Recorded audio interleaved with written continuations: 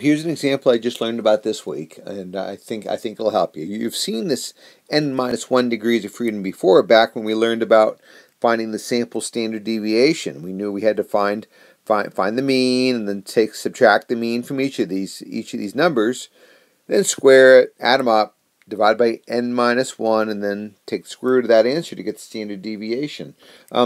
Why we divide by n-1 was kind of glossed over, and that's because we were trying to get you to think about other things.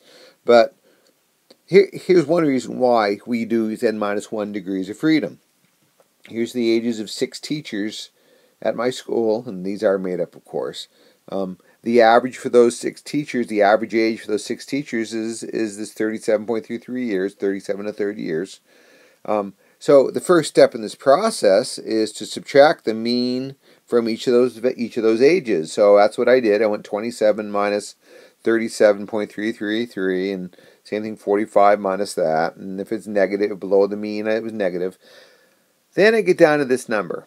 Now, one reason, I don't know if you caught this or if you remember it, but one reason we have to square this difference, or one reason we use to square this difference, is if we add up these 6 differences, we're going to get 0.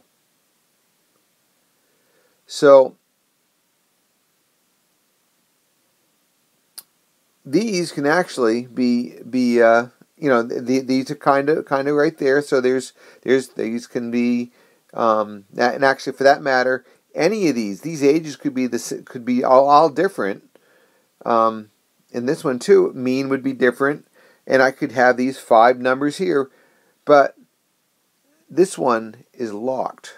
I mean, these could be anything. So whatever, for any 6 numbers or any set of numbers, and you find all those differences, these can be anything.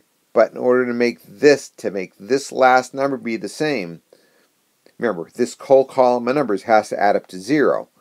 So this fixes whatever these are. This last one has to be whatever that number is to get this to total be 0. So see, there's 5 degrees of freedom in this, because these can be anything, but this one is fixed because as